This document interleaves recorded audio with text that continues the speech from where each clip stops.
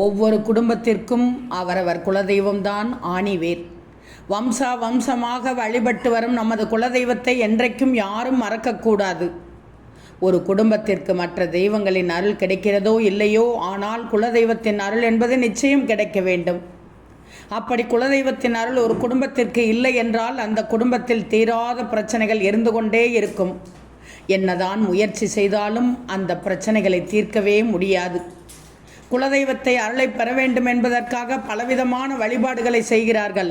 அதேபோல் சில வாஸ்து செடிகளையும் வளர்த்து வருவார்கள்.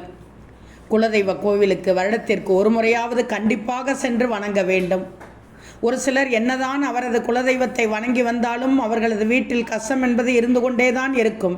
அதற்கு காரணம் அந்த குடும்பத்தில் இருப்பவர்கள் அல்லது அவர்களது முன்னோர் ஏதேனும் ஒரு தவறான செயலை செய்து குலதெய்வத்தின் கோபத்திற்கு ஆளாகி இருப்பார்கள் அல்லது சாபத்திற்கு ஆளாகி இருப்பார்கள். இதனால்தான் அவர்கள் எத்தனை வழிபாடுகளை குலதெய்வத்திற்காக செய்தாலும் அவர்களுக்கு அதனால் எந்த ஒரு பலனும் கிடைக்காமல் இருந்திருக்கும். குலதெய்வத்தை மறக்காமல் வழிபட்டு கொண்டு இருக்கிறோம். மாதந்தோறும் அல்லது 6 மாதத்திற்கு ஒரு முறையாவது குலதெய்வ கோவிலுக்கு சென்று வழிபாடுகளை செய்துதான் வருகிறோம். இருந்தாலும் எங்களது குடும்ப பிரச்சனைகள் தீரவில்லை என்று நினைப்பவர்கள் இந்த ஒரு எளிய தீபத்தை ஏற்றி குலதெய்வத்தின் கோபத்தை குறைக்க இந்த ஒரு மந்திரத்தையும் கூறி வழிபடுவதன் மூலம் குலதெய்வத்தின் கோபம் மற்றும் சாபத்திலிருந்து விடுபடலாம். இந்த தீப வழிபாட்டை தினந்தோறும் காலை மாலை என இருவேளையும் செய்யணும்.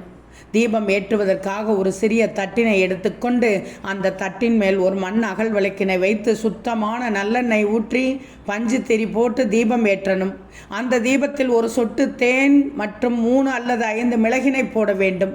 இவ்வாறு தீபம் ஏற்றி மனதார உங்களது குலதெய்வத்தை வேண்டிக் கொள்ள வேண்டும். எங்களது முன்னோர்கள் அல்லது எங்கள் குடும்பத்தினர் என்ன தவறுகள் செய்திருந்தாலும் அதனை மன்னித்து அருள் புரிய வேண்டும் என்று கூறி மனதார வேண்டிக் கொள்ள வேண்டும். குலதெய்வத்தை உங்களது வீட்டிற்கு அழைப்பதற்காக இந்த ஒரு மந்திரத்தையும் கூற வேண்டும்.